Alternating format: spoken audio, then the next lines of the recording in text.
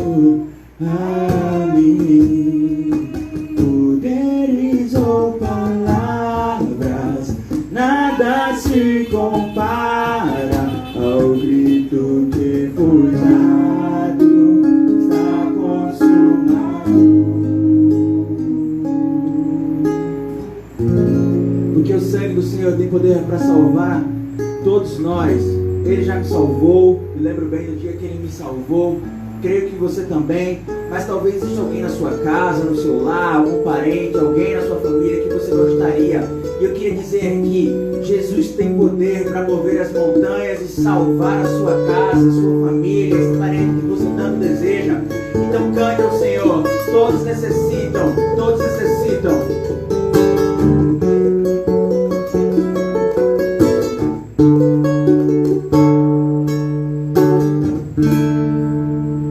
Todos necessitam de um amor perfeito.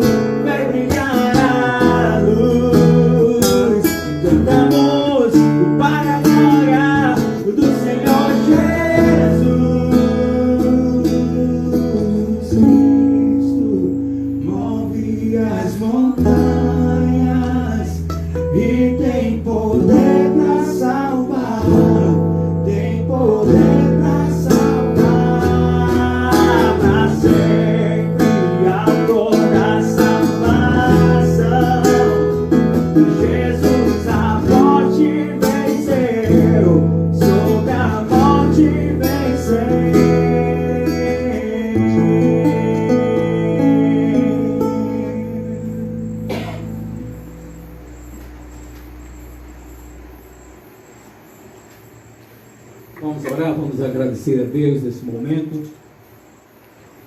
Oremos. Grandioso Deus, Pai amado que habita no mais alto dos céus, estamos aqui em Tua presença nesta noite, ó Deus, agradecido pelas bênçãos que o Senhor tem derramado sobre nossas vidas. Queremos lhe pedir no nome santo de Jesus que o Senhor possa nos abençoar com esse culto, conduzindo tudo a Deus conforme a Tua santa vontade. Abençoa cada irmão aqui presente, ó Deus, que está trabalhando nesse culto para a Tua glória. Abençoa os irmãos que estão em casa, aqueles que estão assistindo, aqueles que estão enfermos, aqueles que estão com saudade do culto, saudade da igreja, ó Deus, conforta o coração de cada um. Seja com eles, ó Deus, somos a Tua igreja. Nos abençoa, nos guarda, nos livra do mal, no nome de Jesus. Amém.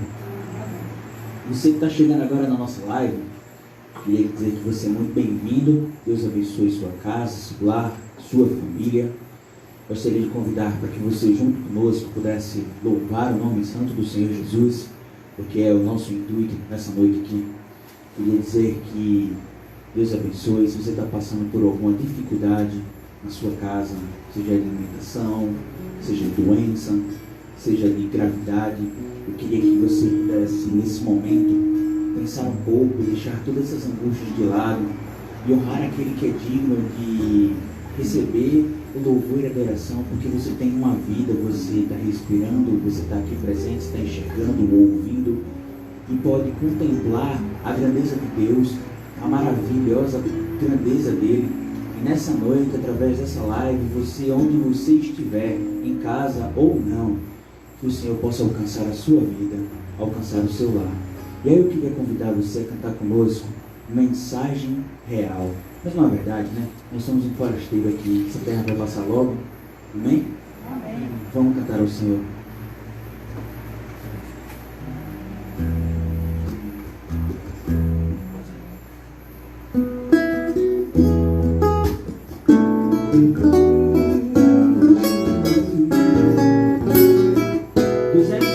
Do cantor cristão.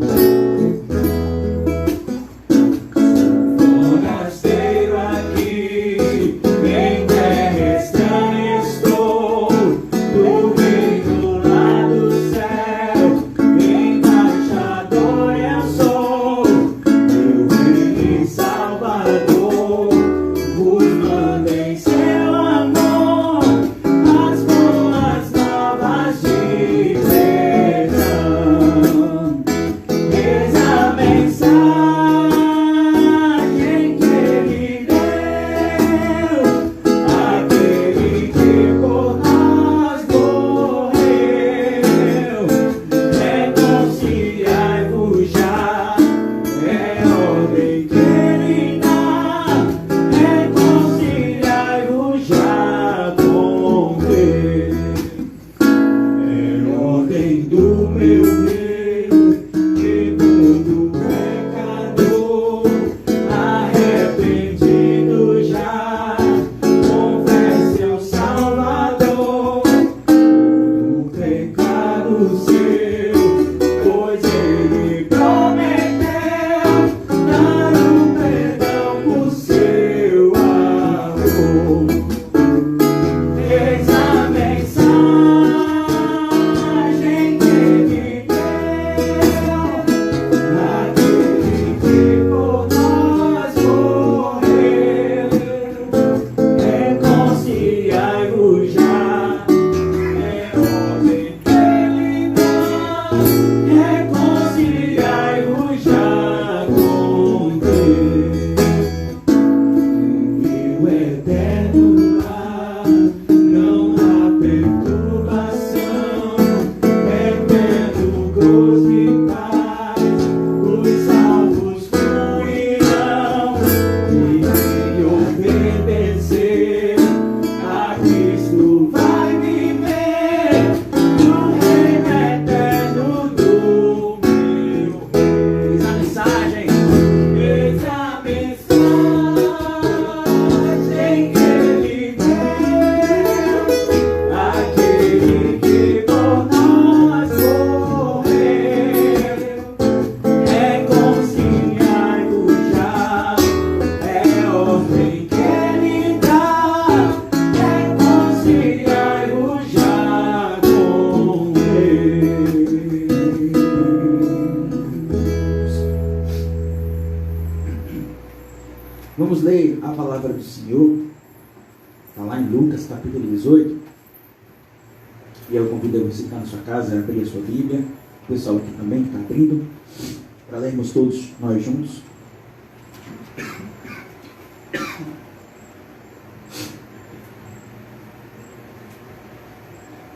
Lucas capítulo 18, do 18 até o 30. Correto, pastor? Beleza. Lucas capítulo 18, do 18 até o 30, diz assim: E perguntou-lhe um certo príncipe, dizendo: Bom mestre, que hei de fazer para herdar a vida eterna? Jesus lhe disse: Por que me chamas bom? Ninguém há bom senão um, que é Deus. Sabes os mandamentos? Não adulterarás, não matarás, não furtarás, não dirás falso testemunho, honra a teu pai e a tua mãe. E disse ele: Todas essas coisas tenho observado desde a minha mocidade. E quando Jesus ouviu isto, disse-lhe: Ainda te falta uma coisa. Vende tudo quanto tens, reparte-o pelos pobres, e terás um tesouro no céu. Vem e segue-me. Mas, ouvindo ele isto, ficou muito triste, porque era muito, rico. E vendo Jesus que ele ficara muito triste, disse: quão dificilmente entrarão no reino de Deus os que têm riquezas? Porque é mais fácil entrar um camelo pelo fundo de uma agulha do que entrar um rico no reino de Deus. E os que ouviram isto disseram: logo, quem poderá salvar-se? Mas ele respondeu: as coisas que são impossíveis aos homens são possíveis a Deus. E disse Pedro: eis que nós deixamos tudo e te seguimos. E ele lhes disse: na verdade vos digo que ninguém há que tenha deixado casa ou pais, ou irmãos, ou mulher, ou filhos, pelo reino de Deus, que não haja de receber muito mais neste mundo, e na idade vindoura a vida eterna. Amém. Pastor.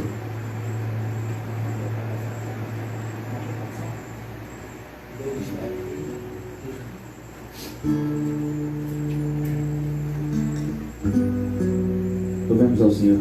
Deus está aqui. Pastor, pediu para a gente fazer uma preparação aqui. Vamos cantar.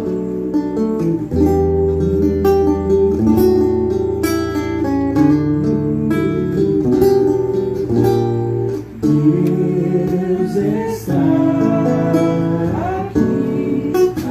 Aleluia. Tão certo como ar que eu respiro. Tão certo como a manhã que se levanta. Tão certo como eu te falo e podes me ouvir. Mais uma vez. Deus está aqui.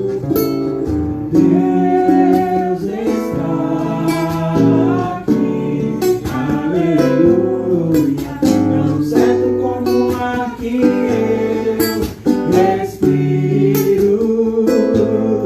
Tão certo como a manhã que se levanta. Tão certo como eu te falo e podes me ouvir.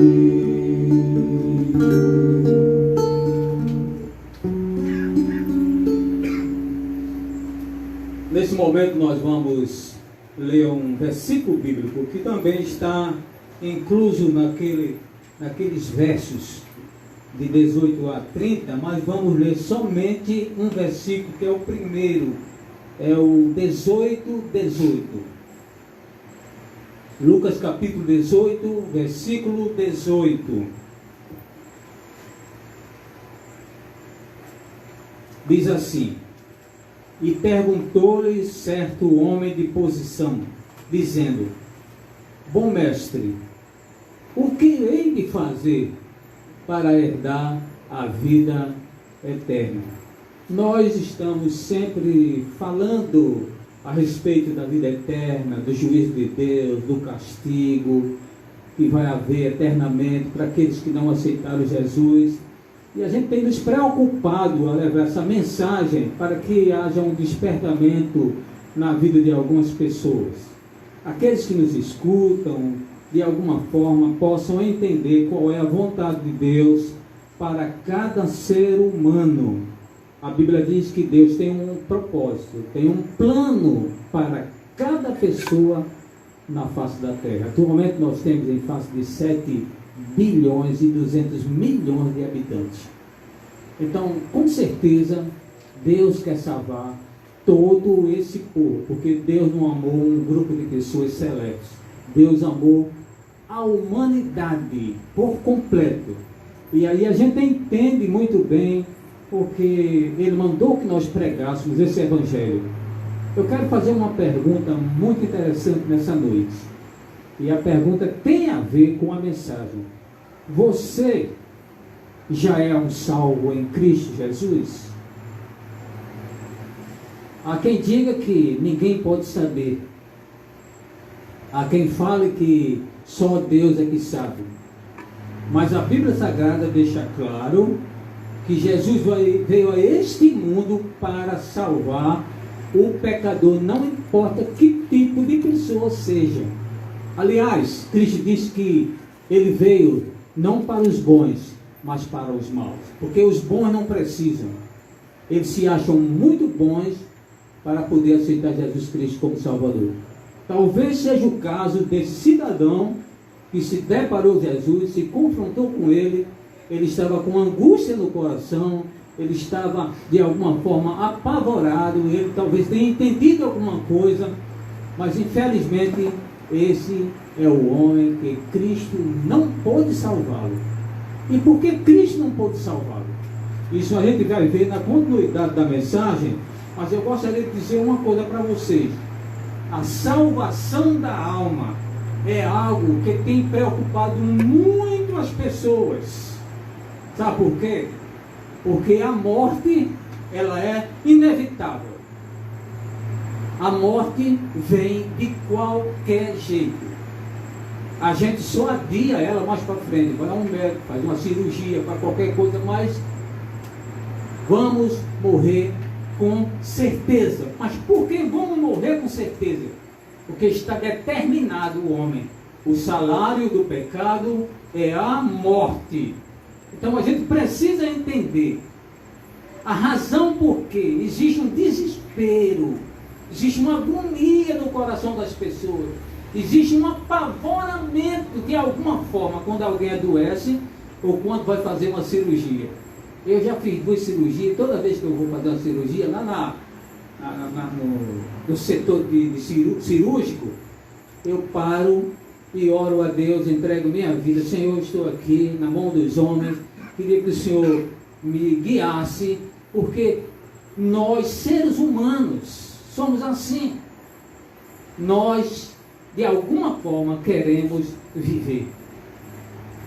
E por conta dessa situação, das pessoas quererem viver e ter medo da vida após a morte, e não ter certeza da sua salvação, e eles ficam apavorados, existe uma procura, uma busca incessante pela religiosidade. Que queira que não, a maioria, posso dizer que 99% das pessoas são, de alguma forma, pertencentes a alguma religião, alguma doutrina, alguma igreja, algum partido religioso. Por quê? Nós podemos entender que os muçulmanos, eles dão a própria vida na esperança de ir para um paraíso, onde lá eles vão possuir 70 mulheres. O paraíso deles é esse. Então eles não estão com medo de morrer. Eles se enchem de bomba, estão prontos para explodir em qualquer lugar. Porque há uma promessa de Alá, o Deus dele, que vai ter o paraíso para eles, para aqueles que são valentes, que dão a sua vida.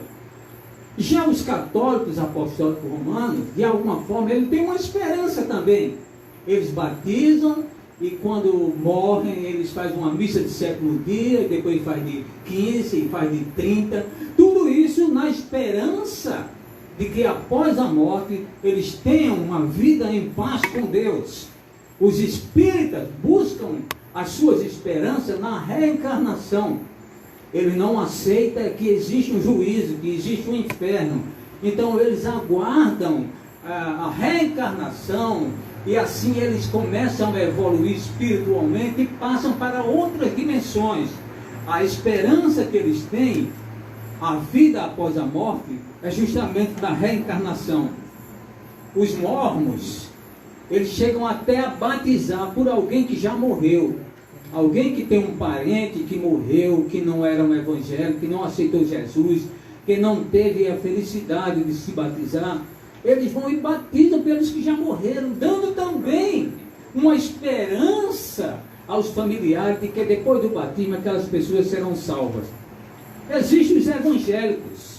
Os evangélicos esperam a salvação pela bendita graça de Cristo, que é bíblica. Nós não temos poder de nos salvar. A gente aguarda em Cristo Jesus a salvação pela bondade, pela misericórdia dele, na fé em Cristo Jesus. De alguma forma nós estamos aguardando a ressurreição dos mortos. Existem outros que preferem não crer em nada, para não ter que enfrentar a realidade da vida. O Nietzsche, aquele filósofo alemão, ele chegou a dizer que Deus não existe, porque ele não queria encarar a morte, não queria enfrentar a morte. Mas segundo o histórico que fala, alguns historiadores, quando ele estava próximo da morte, ele disse: Se existe um Deus, eu sou o mais miserável de todos os homens. De alguma forma, a gente pode entender que as pessoas, o que mais elas querem é viver. Viver é bom. E Cristo está sempre prometendo àqueles que o seguem a vida eterna. Eu tenho um amigo que, agora há pouco, alguns anos atrás, eu conversei com ele, fazia mais de 15 ou 20 anos que eu não havia. E eu encontrei ele aqui na feira, de frente do Bom Preço. Da feira para lá um pouco. E ele estava pálido, muito pálido. E eu olhei para ele, que ele é índio, a pele escura, cabelo bem bom. E eu disse, é você, Rosivel? Ele disse, Dias. Eu disse, rapaz, é você, sou eu. Ele disse, o que está acontecendo com você? Ele disse, eu tive as portas da morte. Estava no hospital, fui desenganado e eu tive que pedir a meus filhos que vendessem o único bem que eu tenho, é uma casa que eu moro. Venda a minha casa, me tire desse hospital e bote no hospital particular para que eu possa viver. Os filhos foram lá, venderam a casa, era o único bem que ele tinha, retiraram ele daquele hospital público, levaram para um hospital particular e ele estava já andando bem devagarzinho, lento, pálido. Ele disse, se eu não tivesse vendido a minha casa, eu tinha morrido. Sabe por quê? Porque o que mais as pessoas querem nessa vida é viver. É viver. Temos aqui, na passagem bíblica que nós acabamos de ler, um moço, era bastante rico, e ele já estava preocupado, mesmo jovem, estava preocupado com a vida dele após a morte. E ele procura Jesus, a Bíblia diz, e quando chega em frente de Jesus, ele diz, Senhor, o que é que eu tenho que fazer para viver, para herdar a vida eterna? Ele já se preocupava porque ele sabia que a vida é por um tempo aqui. A Bíblia diz que a nossa vida é como uma flor, que de manhã ela abre e à noite murcha. A nossa vida é passageira. Eu estive olhando e pensando junto com a minha esposa, conversando. Quem diria que alguns irmãos meus da Igreja Batista Bíblica já se foram? A gente não esperava, até jovem. O filho do pastor Ilquias, com 36 anos, faleceu. A filha mais nova agora, cheia de saúde, não esperavam, foi um susto, um choque. Foi embora também jovem. E aí está vindo embora algumas pessoas, morrendo gente que a gente ama, gente que a gente gosta, e a gente tem surpresa desagradável, porque a vida aqui é por um tempo. Essa é a razão daquele moço que está dizendo, Senhor, o que é que eu tenho que fazer para herdar a vida eterna? Porque a morte, ela é iminente, você não sabe a hora que vem. Ela pega sempre você de surpresa, me pega de surpresa. Pode pegar qualquer um aqui. Amanhã você pode ter uma notícia, o pastor Dias morreu. Porque nós estamos aqui nessa vida para morrer. E aí o que é que acontece? A gente tem que parar um pouco e observar algumas coisas, porque Jesus Cristo veio a esse mundo para salvar o pecador. E nós precisamos entender uma coisa. Ele veio para salvar, ele não vai salvar, ele já está salvando a pessoa. E a salvação não depende do que você faz, mas depende do sacrifício que ele fez na cruz, do sangue derramado dele, como nós cantamos aqui. Sangue derramado. Porque não há remissão de pecados, não há perdão de pecados sem o sangue de Jesus Cristo. Essa é a razão pela qual nós cremos que nós vamos ser salvos pela bendita graça de Deus. Esse jovem que procurou Jesus, infelizmente, segundo a palavra de Deus, Cristo não pôde salvá-lo. Embora ele procurasse a salvação, embora ele buscasse a salvação, embora ele estivesse preocupado com a vida dele após a morte, mesmo assim Cristo não pôde salvar. Mas a pergunta é essa: mas por que ele não pôde salvar, pastor? Se ele veio a esse mundo para salvar o pecador, Ele não salvou porque ele não pode salvar. Não é isso que eu estou dizendo. Ele não pode salvar por conta da determinação daquele moço, a maneira que ele via as coisas, a maneira que ele entendia as coisas. E a Bíblia nos mostra aqui que ele cometeu alguns erros gravíssimos. Eu posso aprender nessa noite que ele não pôde ser salvo porque ele era ignorante em assuntos espirituais. Ignorância não é o que muita gente pensa. Ignorância é falta de conhecimento, não é brutalidade. Brutalidade é uma coisa, ignorante é outra coisa. Ignorante é falta de conhecimento. De alguma forma, todos nós somos ignorantes em alguma coisa. Por exemplo, eu sou ignorante na medicina. Se mandar operar uma pessoa, fazer uma cirurgia, eu vou matar, porque eu não conheço a medicina. Então eu sou ignorante em relação à medicina. Se me der um avião para pilotar, ele vai cair rapidamente, porque eu não sei pilotar um avião. Então, de alguma forma, nós somos ignorantes. Aquele moço era ignorante em assuntos espirituais.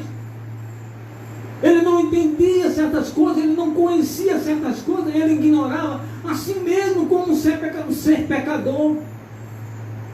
Ele achava, no entendimento dele, que o que ele cumpria, o que ele fazia, aquelas determinações da lei, aqueles cumprimentos, aquela vida bem regularizada, aquele homem que vivia dentro de uma metodologia de vida que fazia inveja, ele achava que aquele tipo de coisa era que dava a ele o direito de ele entrar no céu. Ele ignorava que Jesus era o Salvador. Aí ele faz uma pergunta a Cristo: Senhor, o que é que eu tenho que fazer? Você entendeu? A salvação dele, pensava que dependia dele. O que é que eu posso fazer para ser salvo? Esse foi o primeiro erro dele: ignorar os assuntos espirituais. Todo ser humano, sem exceção, diz a palavra de Deus que é pecador por nascença. No Salmo 51, versículo 6 diz: em pecado fui formado, e em iniquidade me concebeu minha mãe. Nós somos filhos do pecado desde Adão e Eva. Não tem como não ser. Os meus pais pecaram, meus avós pecaram, meus bisavós pecaram, meus tataravós pecaram, e assim chega até Adão e Eva. Eu sou filho do pecado, você é filho do pecado, diz a Bíblia. Tem pessoas que acham que pecador é só aquele que mata, rouba, fuma, joga, se prostitui, faz esse tipo de coisa que são chamados de pecados capitais. Não é assim que a Bíblia diz. A Bíblia diz que todos pecaram e destituídos estão da glória de Deus. O ser humano, quando ele pecou, quando ele nasce, ele já nasce pecador. Ele dá uma prova disso. O salário do pecado é a morte. Ou seja, o pagamento do nosso pecado é a morte. Vou fazer uma pergunta a você: todo mundo tem que morrer? Claro, por quê? Porque é pecador. Então, vou fazer outra pergunta: por que criança morre? Porque também é pecador. A criança não comete pecado, ela nasce do pecado. Todos precisam de Jesus Cristo, todos precisam ser salvos, todos têm que ter um encontro pessoal com o Salvador. Aquele moço rico, ele comete esse erro. O que é que eu tenho que fazer? Você não tem que fazer nada. Ele estava a 1 metro do Criador do mundo. Estava a 1 metro do Rei dos Reis, do Senhor dos Senhores, do Príncipe da Salvação, e perguntando: o que é que eu tenho que fazer? Você não tem que fazer nada. Você tem que crer em Jesus Cristo, que Ele é o Salvador. Uma outra coisa, ele ignorava a razão da lei existir. Ele era judeu, vivia pela lei, mas ignorava a razão da lei existir. A lei de Deus nunca salvou ninguém. A lei de Deus foi dada para que houvesse harmonia entre as pessoas, para que eles pudessem viver em comunhão, viver em sociedade. A lei veio não para os bons, mas para os maus, para os ruins. As pessoas que vivem bem, que respeitam a sociedade, que respeitam as leis, que vivem dentro de um padrão que agrada a Deus, que agrada as pessoas na terra, não precisa de lei. Quem precisa de lei é o marginal, é o ladrão, é o bandido, é aquele que não respeita ninguém. A lei nunca salva, a lei vem corrigir a gente. A Bíblia diz que a lei mostra o nosso pecado. Quando eu infringo a lei, ela está mostrando que eu sou um transgressor e eu tenho que pagar por aquela transgressão. Desde o Velho Testamento, quem salva é a fé em Cristo. Mesmo Cristo ainda prometido, ele não tinha vindo ao mundo, mas mesmo assim se sacrificava um animal. A fé naquele que havia de vir, porque o sangue do animal, eles faziam o barrufamento, ele fazia aquele tipo de cerimônia lá no Velho Testamento, e ali a Bíblia diz que havia remissão de pecados. Representava Cristo no futuro, vindo a este mundo, derramar o pecado para que a gente fosse salvo. Aquele rapaz não entendia isso, ele achava que o cumprimento de lei levava ele ao céu. Aí ele pergunta a Jesus: Senhor, o que é que eu tenho que fazer? Ainda, o advérbio de tempo, ainda, quer dizer que tem alguma coisinha que faltou fazer? Ele se achava perfeito, merecedor do céu, um homem capaz de entrar no céu depois que morresse, sem precisar aceitar Jesus. Essa era a ideia que funcionava na cabeça dele. Ele ignorava a razão de existir da lei. Havia uma exigência na lei. Tinha que cumprir 100% a lei. Quando alguém perguntou a Jesus, lá no Bom Samaritano, um outro fariseu: o que é que eu tenho que fazer para herdar a vida eterna? Cristo disse: tu sabes os mandamentos? Ele disse: sei. Ele disse: qual é o primeiro e grande mandamento da Bíblia? Ele olhou para Cristo e disse: amarás o Senhor teu Deus com todo o teu coração, de toda a tua alma, de todo entendimento, e ao teu próximo como a ti mesmo. Eles conheciam tudo, sabiam tudo.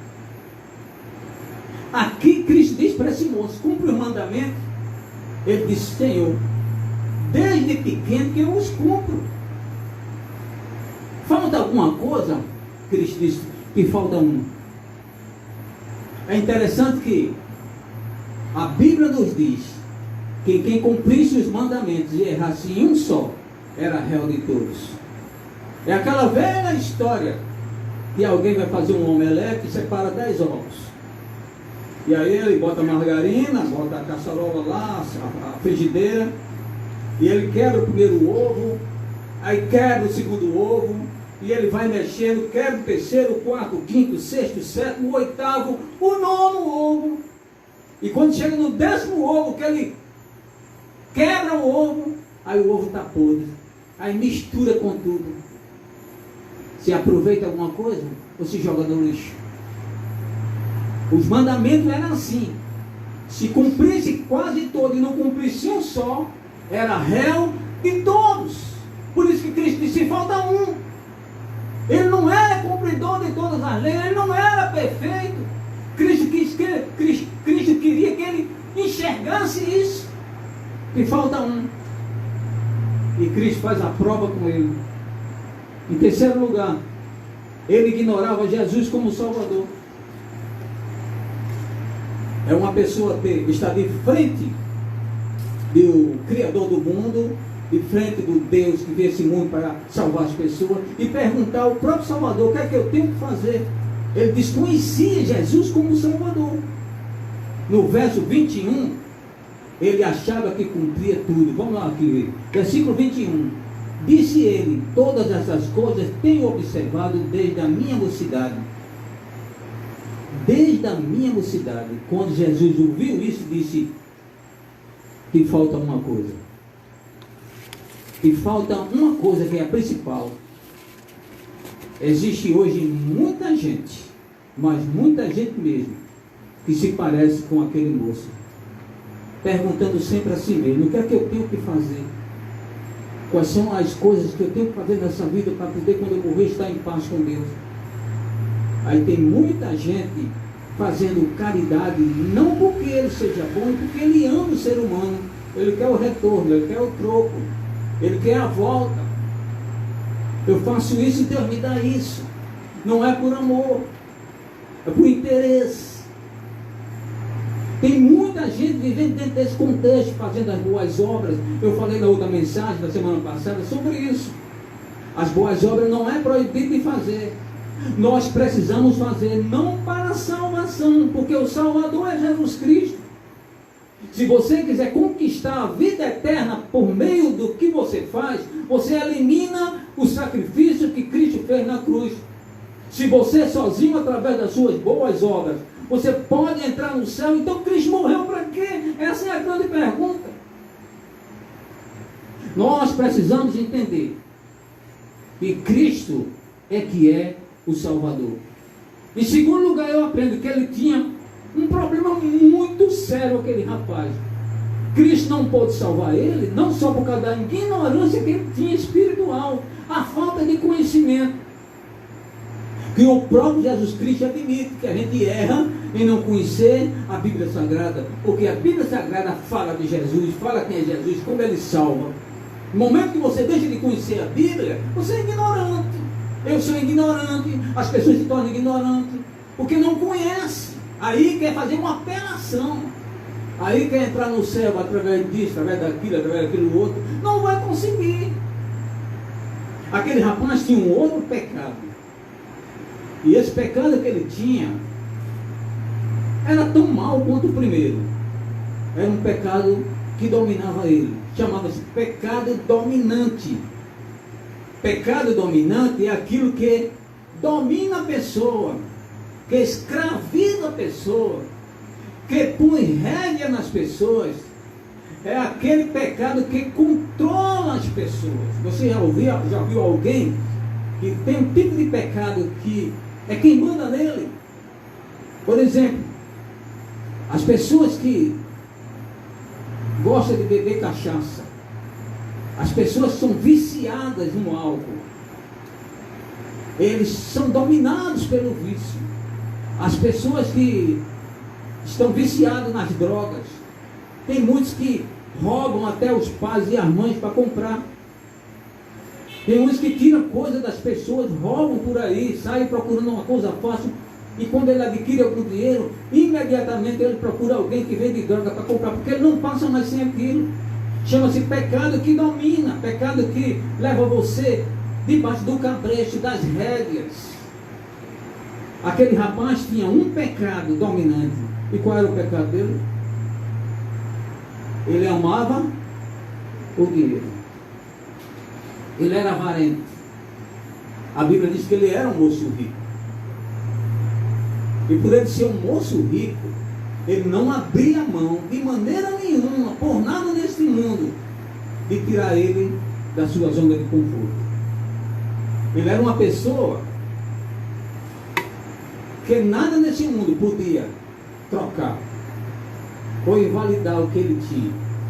Ele estava disposto a fazer qualquer coisa para manter a sua riqueza, o seu status, a sua maneira de viver, a sua casa, o seu carro.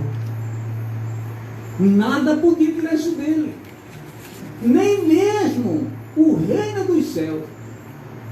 Cristo fez uma prova com ele, que falta uma coisa, e ele disse: o que é que me falta ainda? Para mim estava completo, para mim não faltava nada, para mim eu fosse um homem já a ponto de subir para o céu. Cristo disse: vende tudo que tu tens, vende tudo que tu tens, dá aos pobres, que eu vou te dar um tesouro no reino celestial. Ele olhou para Cristo e disse: como é que é, Senhor? Isso é isso mesmo que estou falando. Vende tudo que tu tens, dá aos pobres, e eu vou te dar um tesouro no céu. Ele baixou a cabeça e saiu triste. Jesus chama o discípulo que estava com ele e aponta para o moço e diz: Quão difícil é alguém que ama esse mundo, que ama a riqueza, que ama as coisas dessa vida, que está no cabresto de Satanás. E Satanás escraviza as pessoas. Ele trabalha nessa área de escravizar, pelo sexo, pelo dinheiro, pela vida boa. Ele sempre traz alguma coisa pelo álcool, pela droga. Satanás, ele tem um tipo de trabalho que as pessoas acham que é aquele boneco de chifre, com os olhos de fogo, fazendo nada disso. Ele é um ser inteligente que trabalha de uma forma que ninguém consegue entender. Aliás, o apóstolo Paulo disse em Efésios capítulo 6, que a guerra e a luta que nós temos com esse mundo é contra as hostes espirituais nas regiões celestes. Os demônios que estão nesse mundo trabalhando sem parar. Satanás trabalha para que o homem não consiga entrar no céu. Então ele começa a influenciar alguém em alguma coisa para ele ficar preso, ser dominado, estar nas rédeas, no cabresto do diabo. E aí, quando Cristo ofereceu a salvação, como a gente hoje oferece Cristo como Salvador, prega Jesus para as pessoas eu não posso. E eu agora me lembrei uma coisa que alguns anos atrás eu fui evangelizar uma senhora, cheguei na casa dela e eu disse, preguei o evangelho, ela compreendeu e eu disse para ela, a senhora quer aceitar Jesus como Salvador? Ela disse, pode até ser. Eu disse, o que a senhora quer dizer com isso? Ela disse, é porque dia de domingo é dia de assistir o programa de Silvio Santos. Eu não posso perder, pastor. Eu gosto tanto, eu amo o Silvio Santos.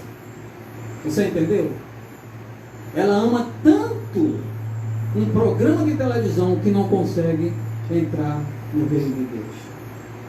Existem muitas pessoas que estão aprisionadas, encadeadas na coleira de Satanás. Aquele moço, o pecado dele era o dinheiro. Cristo disse, vende tudo que tu tem, dá aos pobres, e eu vou te dar um lugar no céu. Com certeza, depois que ele morreu, eu acho que ele disse, eu fui louco, eu fui um bobo, eu fui um tolo. Como é que eu pude deixar de viver no reino celestial para ir para o inferno? Eu quero que você pare nesse momento e comece a entender. A coisa mais valiosa que nós temos nessa vida se chama a nossa alma. Aqui nesse mundo a gente vive no máximo 90 anos, 95. Quem chega a 98 está contando muita vitória. Do outro lado nós vamos viver bilhões e bilhões e bilhões de anos. Vale a pena aceitar Jesus como Salvador. Você que está me ouvindo, qual é o pecado que está lhe dominando? Por que você não consegue realmente tomar uma direção, tomar uma posição, entregar a sua vida para Cristo? Eu sei que muito diz, pastor, eu gosto de uma cervejinha, o outro diz, e meu carnaval? Eu diz, eu sou muito jovem ainda, não dá para mim. E fica cada um arrumando um pretexto para não aceitar Jesus como Salvador. Aquele moço rico também tinha um pecado que dominava ele. Se ele pudesse voltar, com certeza absoluta, ele tomaria uma outra posição. A nossa vida depende das nossas escolhas. O nosso futuro depende do que eu escolho hoje. Decisões certas, futuros certos. Decisões erradas, futuros negros. Deus quer te salvar. Ele quer mudar a tua vida. Entrega o teu coração a Ele. Ele diz, vinde a mim todos vós que estáis cansados e oprimidos, que eu vos aliviarei. Porque o meu fardo é leve e o meu jugo é suave. Que Deus abençoe.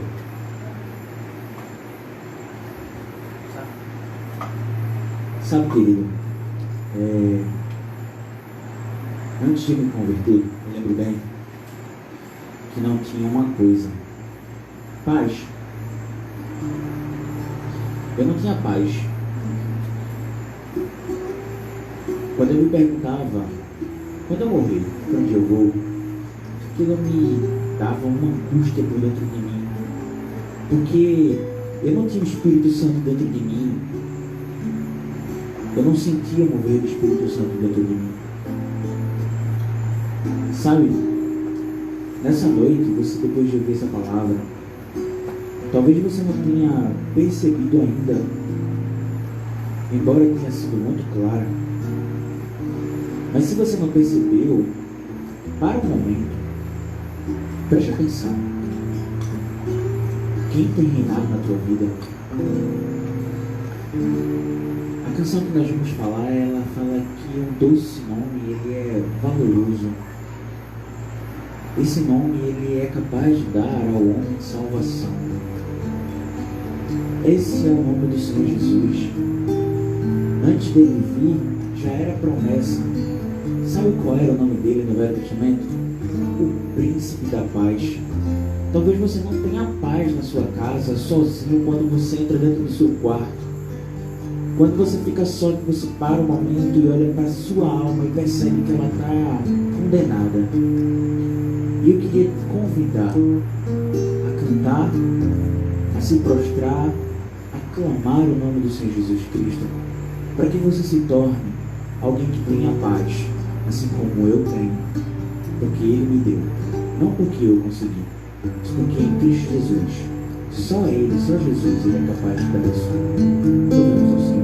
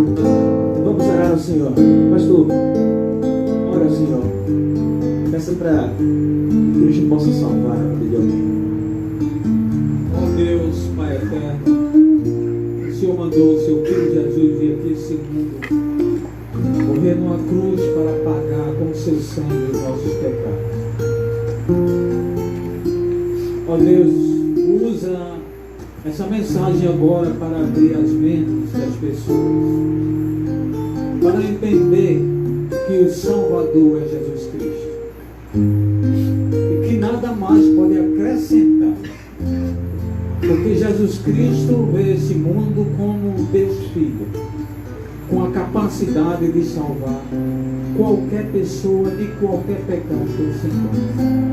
Contanto, por Deus, que a pessoa entenda isso e tome uma decisão. Uma decisão de ter um encontro pessoal com Cristo e não ter uma igreja.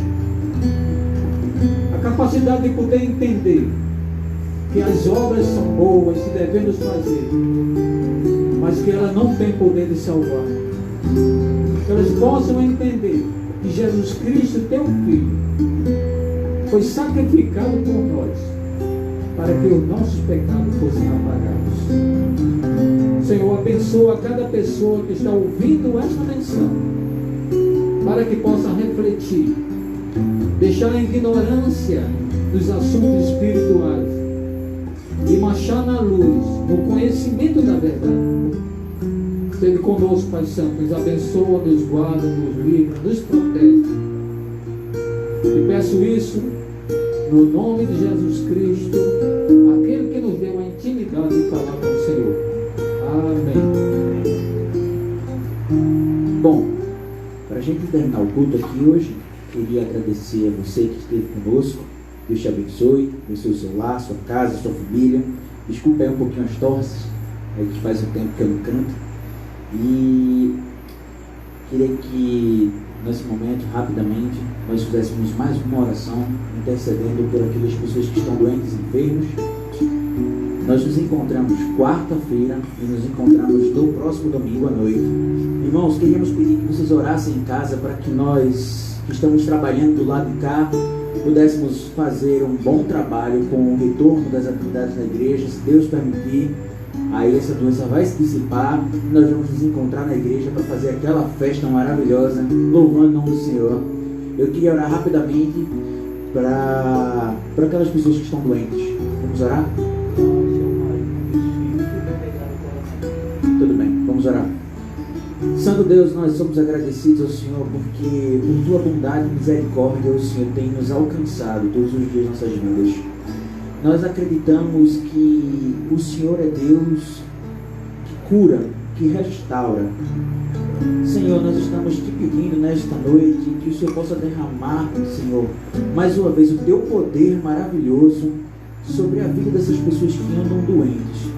Pai querido, ajuda, porque nós entendemos que nós precisamos do Teu poder, Senhor. O Senhor é muito bom. Nós acreditamos que a Tua bondade independe das consequências que nos há de acontecer com essas doenças. Porque o Senhor nos salvou na cruz do Calvário e essa é a maior bondade que o Senhor revela através de Jesus Cristo para nós, seres humanos.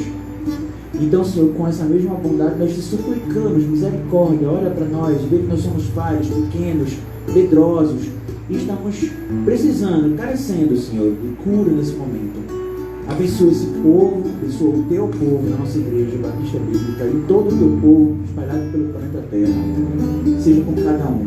Nessa semana que o Senhor possa abençoar quem sai para trabalhar, que o Senhor possa abençoar os desempregados, abrir porta de emprego. Se o Senhor seja com cada um aí, com suas dificuldades. No nome santo do Senhor Jesus. Amém. Vamos cantar para encerrar Vaso Novo?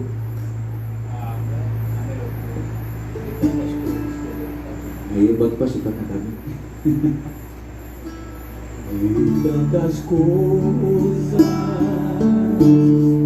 que andei fazendo.